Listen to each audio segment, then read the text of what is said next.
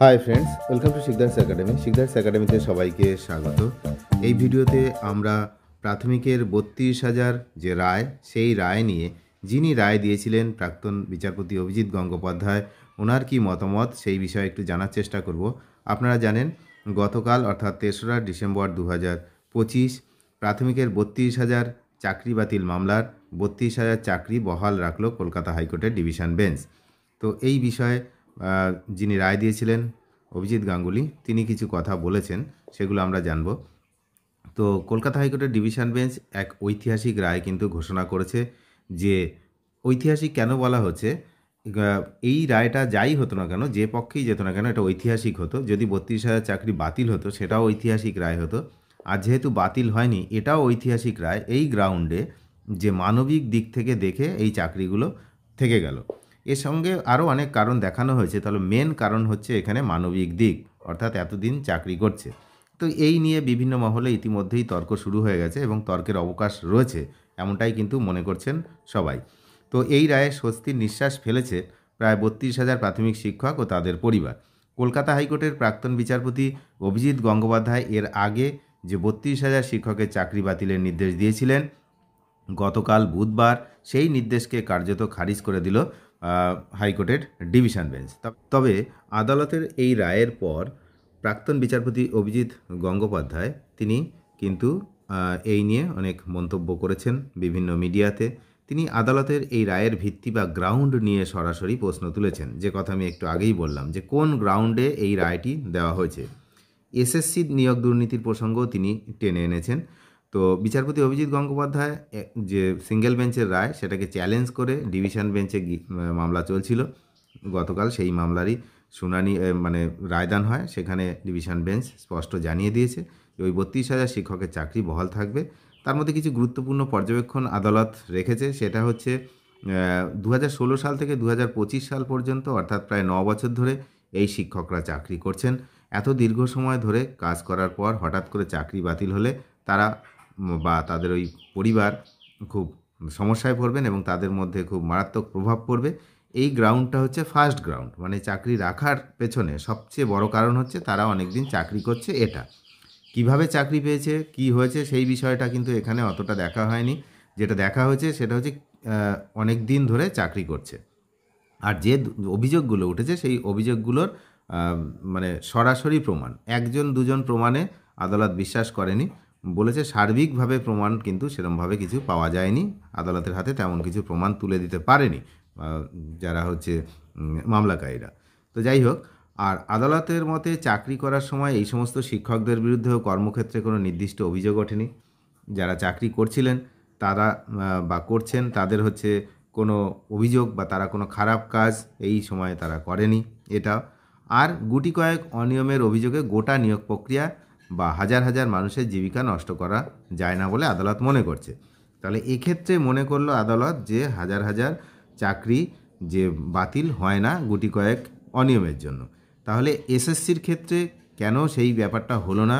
সেখানেও তো ওই র্যাঙ্ক জাম, ওএমআরের কিছু কিছু ব্যাপার হয়েছিল, তা যেগুলো ধরা পড়েছিল তাহলে তাদেরকে বাদ দিয়ে বাকিদের চাকরি বহাল রাখা উচিত ছিল। এখানে তো সেটাও করা হলো না, যে যোগ্য অযোগ্য এরকম কোনো বিষয় এখানে কিন্তু আসলো না লাস্ট রায়। তার মানে এই যে এতদিন যে শুনানি হলো, 21টা 22টা শুনানি, এই শুনানির কোনো প্রয়োজন ছিল বলে এখন মনে করা হচ্ছে না। তার কারণ যখন এই রায় এক পক্ষের রায় হয়েছে, কোনো ব্যালেন্স রায় কিন্তু দেখতে পাইনি আমরা। আমরা যেটা ভেবেছিলাম যে একটা ব্যালেন্স রায় হবে, সত্যি সত্যিই তো যারা হচ্ছে দুর্নীতির সঙ্গে যুক্ত ছিল সেইগুলো যদি আদালত খুঁজে বার করার চেষ্টা করতো বা করার চেষ্টা এখনও হয়তো করছে সিবিআই ইডি। তো সিবিআই ইডি দিয়ে শুধু হবে না, ওখানে প্রাক্তন কোনো বিচারপতি তাদেরকে তত্ত্বাবধানে যদি এটার কোনো করা হতো, তাহলে হয়তো বেরোতো। তার কারণ কারোর তো ইনকামের টাকা বা কোনো এমএলএ বা এমপির যে ভাতা, মাসিক ভাতা, সেইগুলো নিয়ে তো এক ঘর ভর্তি হয়ে যেতে পারে না টাকায়। এটা তো প্রমাণিত। আর পুরো একটা দপ্তর, একটা শিক্ষা দপ্তর জেলে চলে গেল। তাহলে অভিযোগ কি শুধুমাত্র এসএসসির জন্য ছিল? এটা কি হয় নাকি? যে যে নিয়োগ হয়েছে চাকরিতে, সব নিয়োগের জন্যই এই কাজটি করা হয়েছে। এবার এইরকম কেউ কখনোই বলেনি যে পুরো 100% ব্যক্তি এর সঙ্গে ইনভলভ যারা চাকরি করছে, কেউ বলেনি। না এসএসসির সময় বলেছিল, না এখানেও বলছে প্রাইমারিতে যে সবাইকেই হচ্ছে বাতিল করতে হবে, এমন কথাও কিন্তু পরবর্তী সময় আপামর জনসাধারণ চায়নি। সবাই চেয়েছিল যে একটা ব্যালেন্স রায়, যারা ঠিকঠাক আছে তাদেরকে রেখে অন্যটা করা। আদারওয়াইজ এই যে যারা সেই সময় পরীক্ষা দিয়েছিল তাদেরকে আবার রিপ্যানেল করা বা নতুন করে আবার যদি ওই যে অ্যাপটিটিউড টেস্ট নিয়ে গণ্ডগোল উঠেছে সেটা নিয়ে যদি কিছু করা যেত, কারণ অ্যাপটিটিউড টেস্ট সেই সময় হয়নি। এই এখন 32,000 যারা চাকরি করছেন তাদের মধ্যে অনেকেই বুকে হাত দিয়ে বলতে পারবেন না যে আমি অ্যাপটিটিউড টেস্ট দিয়েছিলাম। ঠিক আছে, এখন যেহেতু চাকরি বাঁচানোর লড়াই, তখন বলবে হ্যাঁ আমরা দিয়েছিলাম। কিন্তু এটা হচ্ছে মানে কি বলবো, একজন শিক্ষকের বলা উচিত নয়, তাকে পরিষ্কার কথা বলা উচিত যে হ্যাঁ আমি এইটা করেছিলাম, এটা করিনি। কিন্তু যেহেতু সবাই বলছে আমিও বলবো, নাহলে যদি আমার চাকরি চলে যায়, এই একটা বিষয় থাকে। তো যাই হোক, আমরা বা আপামর জনসাধারণ কেউ চায়নি পুরো চাকরি বাতিল হোক, সবাই চেয়েছিল একটা ব্যালেন্স রায়, যেটা হয়নি। তার জন্যই কিন্তু বিস্ফোরক অভিযোগ উঠছে বিভিন্ন জায়গা থেকে। তো যাই হোক, প্রাক্তন বিচারপতি অভিজিৎ গঙ্গোপাধ্যায় তিনি কি বলেছেন সংবাদ মাধ্যমে তা নিয়ে আমরা একটু জানলাম যে কোন গ্রাউন্ডে হয়েছে, সেই গ্রাউন্ডটা ওনার পছন্দ হয়নি। তিনি বলেছেন যে এসএসসি যে মামলা, সেখানে তিনি সেই মামলার উদাহরণ টেনে তিনি বলেছেন দুর্নীতির যে হয়েছিল এসএসসিতে 26,000 চাকরি বাতিল হয়েছিল, সেই 26,000 কর্মীও তো বহু বছর ধরে চাকরি করছিলেন বা করেছিলেন। তাহলে অভিজিৎ গঙ্গোপাধ্যায়ের প্রশ্ন, তাহলে কি সেই রায় ভুল ছিল? আমার মনে হয় দীর্ঘদিন চাকরি করাটা কোনো দুর্নীতির সাফাই বা চাকরি বহাল রাখার গ্রাউন্ড হতে পারে না। তার মানে দুর্নীতি হলে সেই দুর্নীতিকে প্রশ্রয় দেওয়ার জন্য দীর্ঘদিন চাকরি করেছে বলে চাকরি রাখা, এটা হতে পারে না। এটা ওনার মতামত। যদিও তিনি আদালতের প্রতি সম্মান জানিয়েই বলেছেন যে ডিভিশন বেঞ্চের বিচার করার ক্ষমতা রয়েছে এবং তারা যা ভালো মনে করেছেন সেই দিকে রায় দিয়েছেন। এটা ডিভিশন বেঞ্চের ক্ষমতা আছে যে সিঙ্গেল বেঞ্চের রায়কে খারিজ করে দেওয়া, যেমনটা এই ব্যাপারে হয়েছে। তবে তিনি আরেকটা জিনিস মনে করিয়ে দিয়েছেন যে প্রাথমিকের মামলা হয়েছিল তৎকালীন বিচারপতি অভিজিৎ গঙ্গোপাধ্যায়ের সময়, তিনি 32,000 চাকরি বাতিলের নির্দেশ দিয়েছেন। আর বর্তমান পরিস্থিতি হচ্ছে ডিভিশন বেঞ্চ সেই রায় খারিজ করে দিয়েছে।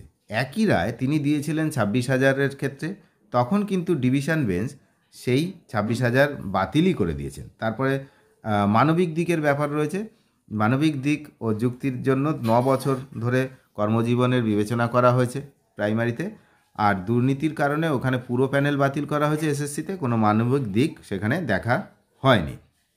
তো এসএসসির মামলার ক্ষেত্রে দেখা গিয়েছিল বিষয়টি কলকাতা হাইকোর্ট থেকে সুপ্রিম কোর্ট পর্যন্ত করা এবং শেষমেশ পুরো প্যানেল বাতিল করে নতুন করে নিয়োগ প্রক্রিয়া শুরু করার নির্দেশ দেওয়া হয়। কমিশন সেই মতো কাজও করেছে। আর প্রাথমিকের ক্ষেত্রে চিত্রটি সম্পূর্ণ আলাদা হলো। এখানে ডিভিশন বেঞ্চ মানবিক দিক এবং দীর্ঘ কর্মজীবনকে প্রাধান্য দিয়েছেন। অভিজিৎ গঙ্গোপাধ্যায় নিজের অবস্থানে অনড় থেকে বুঝিয়ে দিয়েছেন, বিচারক হিসেবে তিনি যা করেছেন সঠিক মনে করেছেন, তিনি সঠিক রায় দিয়েছিলেন। তবে বর্তমান পরিস্থিতিতে এই 32,000 শিক্ষকের চাকরি বেঁচে যাওয়া নিঃসন্দেহে রাজ্যের রাজনীতির পাশাপাশি শিক্ষক মহলে বা শিক্ষা মহলে এক বিরাট আলোচনার বিষয় হয়ে দাঁড়িয়েছে এবং এই আলোচনা চলতে থাকবে। অপরদিকে আর একটা কথা বলে রাখি যে এই রায় যে পক্ষেই যেত, এখন 32,000-এর পক্ষে গেছে, 32,000-এর বিপক্ষেও যেতে পারতো। তাহলে যে পক্ষেই যেত তার পরবর্তীতে কিন্তু তারা সুপ্রিম কোর্টে এসএলপি ফাইল করবে, সেটা কিন্তু আগে থেকেই জানা ছিল সবার। এক্ষেত্রেও তাই হচ্ছে, আবার সুপ্রিম কোর্টে এই বিষয়টা নিয়ে এসএলপি ফাইল করা হচ্ছে।